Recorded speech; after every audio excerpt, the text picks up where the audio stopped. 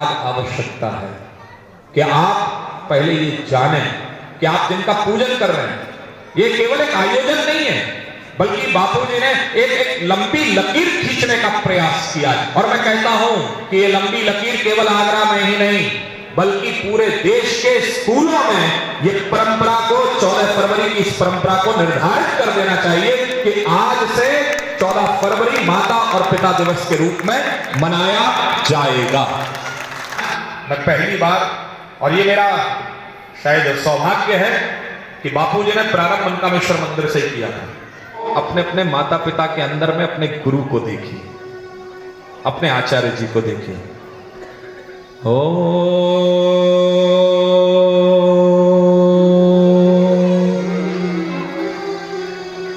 गुरुर्ब्रह्मा गुरुर्विष्णु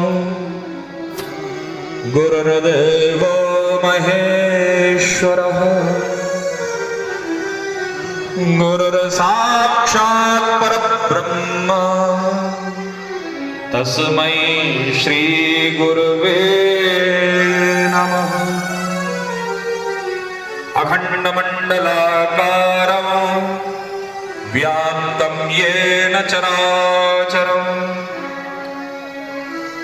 तत्पदं दर्शितं येन तस्मै श्री गुरुवे नमः। मैं पहली बार, और ये मेरा शायद सौभाग्य है कि बापूजी ने प्रारंभ मनकामेश्वर मंदिर से किया था। उनकी संकीर्तन यात्रा मनकामेश्वर मंदिर से ही प्रारंभ हुई थी और उस समय पर भी हमारे पिताजी महाराज आगरा शहर में मधुर मधुर नाम हरि हरि ओम ऐसा चलता था, तो बड़ा सुंदर भाव था। तो वही मनकामेश्वर मंदिर में एक साप्ताहिक सत्संग की व्यवस्था रहती थी। प्रारंभिक चरण की बात कर रहा हूं, तभी आश्रम वगैरह कुछ भी नहीं था और कई सारे लोग उनके साथ में जुड़े, बाबा के दरबारी, तब व्यवस्था बनी। और भाई सीधी सी बात है, जब संत होता है ना और संत अपने अच्छे मार्ग के लिए, अच्छे लक्ष्य के लिए चलता है, तो वो कहीं ना कहीं उसके लिए ईश्वर सारी व्यवस्था करता है। एक चीज मैं स्पष्ट कर दूं कि पिता और माता से बढ़कर इस संसार में कोई भी प्रत्यक्ष देवता नहीं है। संघर्ष, आगे समय में आने वाले बच्चों लोगों को बहुत संघर्ष है और इस संघर्ष से आपके ऊपर अगर कोई अपना हाथ रख सकता है, आपको अपनी छाया में लेके चल सकता है, तो वो निश्चित मानिए वो सिर्फ और सिर्फ आपके माता पिता और गुरु हैं, इसके अलावा कोई नहीं। हमारी भारत की परंपरा मातृ देवो भव, पितृ देवो भव, आचार्य देवो भव और अतिथि देवो भव के आगे भी चल करके मैं एक छोटा सा निवेदन और करना चाहूंगा कि जहां हमारी भारत की परंपरा में ये उद्घोष होता है कि मातृ देवो भव, माता हमारी देवता है, पितृ देवो भव, पिता हमारे देवता है, आचार्य देवो भव, आचार्य हमारे देवता है, अतिथि देवो भव, अतिथि हमारा देवता है, तो वहीं पर एक उद्बोधन और होना चाहिए, राष्ट्र देवो भव, राष्ट्र हमारा देवता है, राष्ट्र हमारा देवता है।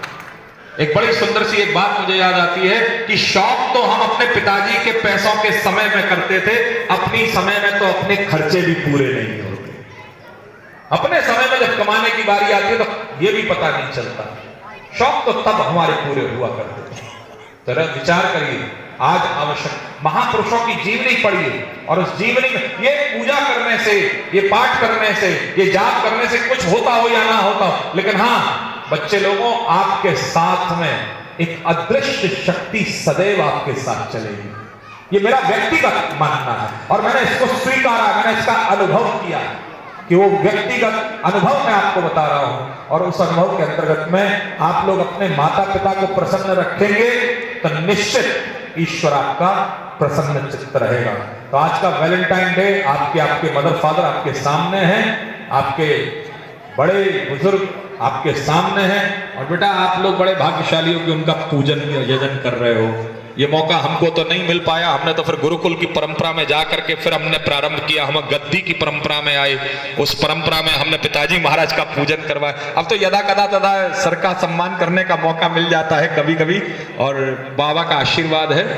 मेहनत करने से कभी कतराए नहीं, संघर्ष करने से कभी घबराए नहीं और माता पिता का सम्मान करते रहे तो निश्चित पूरी दुनिया आपकी मुट्ठी में रहेगी, पूरी दुनिया आपकी मुट्ठी में रहेगी।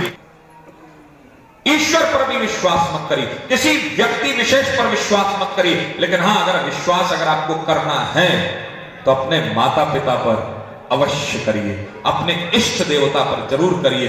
अपने जो आपने गुरु बनाए हैं उन गुरु के प्रति आपकी निष्ठा कहीं भी लेश मात्र भी भटकनी नहीं चाहिए। अगर भटक गई, क्षमा कीजिएगा, आज इस समय बहुत सारा, मैं तो ये अक्सर करके एक बात कहता हूं, मेरे जब ये बापूजी का प्रकरण चला, मेरे को लोगों ने कहा कि बहन जी आपका क्या कहना है। मैंने कहा मैंने मुझे नहीं मालूम क्या कहूं, मैं बताऊं। अच्छा कहूं तो कहूं क्या? विडंबना यह है कि कहूं तो कहूं क्या, लेकिन अब मैंने कहा मुझे लगता है कि बापूजी अपने कष्ट तो नहीं भोग रहे। तो बोले मतलब महाराज जी आपका क्या कथन है? मैंने कहा उन्होंने इतने लाखों लोगों को दीक्षा दे दी है, अब दीक्षा दे दी है तो उसकी जिम्मेदारी किसकी है? किसकी है? बापूजी की है, गुरुजी की है। गुरुजी ने लाखों दीक्षा में दे दी, अब गुरुजी ने कहा भाई 11 माला करनी है रोज, माला भी नहीं होती है तो वो 10 मालाओं का पाप कौन उठाएगा? कौन उठाएगा? बोल ले रहे हैं, इसका मतलब सब जानते सब है, कौन उठाएगा? गुरुजी को उठाना पड़ेगा, गुरुजी उठाएंगे। गुरु और शिष्य, पति और पत्नी, ये दो संबंध ऐसे हैं जो एक दूसरे का भोगते हैं। इसके अलावा तो भगवान भी कह देता है जाओ पहले तू भोग ले फिर उसके बाद मैं आऊंगा। सीधी सी बात है। आज आवश्यकता है, मैं ये मना नहीं करता वैलेंटाइन डे क्यों नहीं मनाओ भाई, मनाइए। आप एक गुलाब का फूल लीजिए, ले जाकर के अपने गुरुदेव के चरणों में समर्पित करिए, हैप्पी वैलेंटाइन डे, खत्म बात।